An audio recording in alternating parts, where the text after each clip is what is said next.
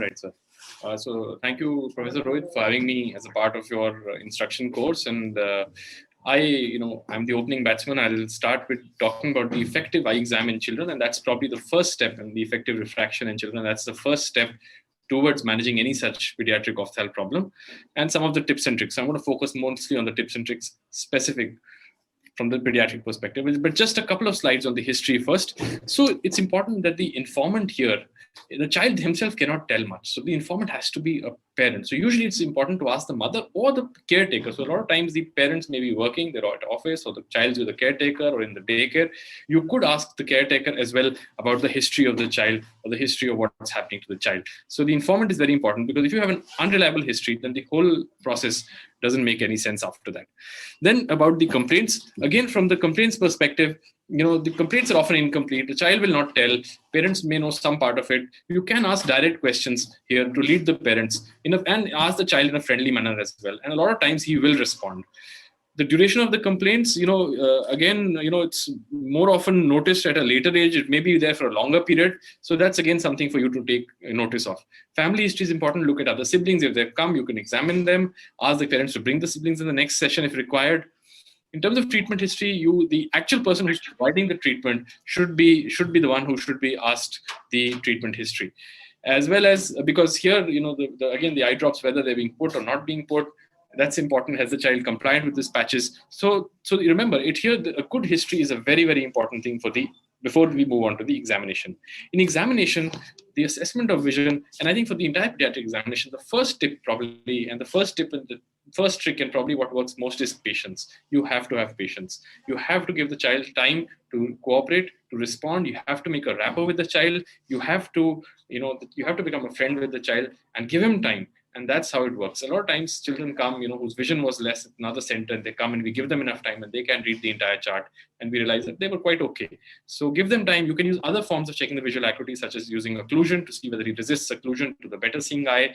You could use Teller or acuity cards, Cardiff acuity cards, and things like candies or certain small bribes can help the child tell you the vision assessment. From a refraction perspective, it's a very important thing in a pediatric situation. Obviously, the whole talk of refraction would be, it'll take a long time. So I'm just giving the predominant tips and tricks that's important here. But remember, again, patience is very, very important. The gold standard is a retinoscopy, a good retinoscopy done under appropriate cycloplegia, which could be atropine for children less than 5 years of age, or with children having esotropias, and you can have hometropine for older children, but you must do a cycloplegic refraction. Cyclopentolate can also be used if you don't want the child to come back, or the child cannot come back for a second visit.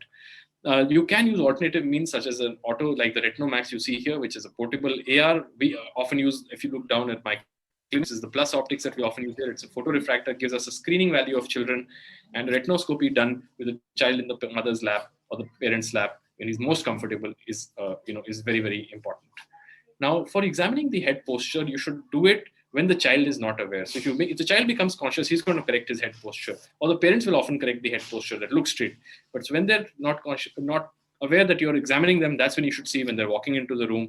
And it's important for you to make a note of this. Similarly, for the face turn, that's again a very, very important thing. And also, while talking to the child, generally you should keep observing this, because it may change a little bit as he gets, his thoughts are diverted towards your talk.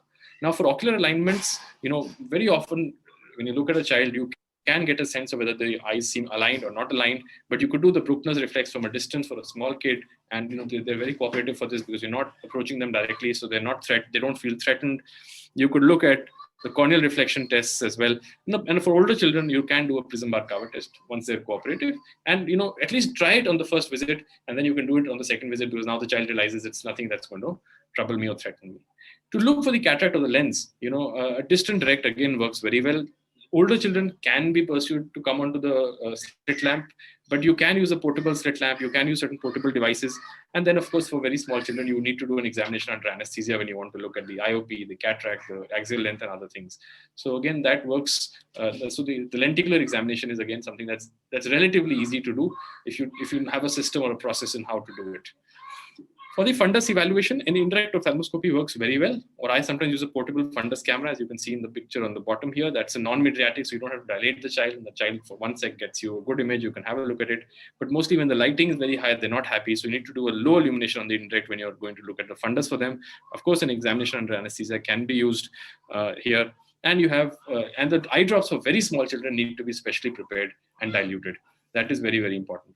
Now, intraocular pressure is something that you don't necessarily have to measure in every child. So you need to know that, do you really need to measure it? Because a lot of cases in the very small children, the telltale signs from the changes in the cornea and the eyeball itself can tell you whether the intraocular pressure is high or not. But if needed, then you can use devices such as the iCare or rebound tonometer. You can use a tonopen, you can use the Perkins tonometer, even a Schiotz would do. And an examination under anesthesia has to be performed for the very small children. And you should know the variation in IOP that could happen because of anesthesia. Stereo acuity, again, something from a strabismus perspective I'm adding here.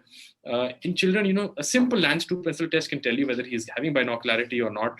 You could use an NFD2. I often use that in my clinic, which is a Frisbee-Davis distance chart. You have actual objects moving. It's real depth stereo acuity, and children think of it as a game, and they can tell you. And then you have these other tests that are available, such as the Lange test. The Randor test, they may or may not be able to wear the Polaroid glasses, particularly the smaller children. And even in the smaller size glasses, they're sometimes not able to tell. So you could use the TNO or the Randor as well, but you need to interpret it with a pinch of salt. So that, in brief, kind of in a nutshell, are the few tips and tricks that I've over time had for a pediatric eye examination. I hope they help you out.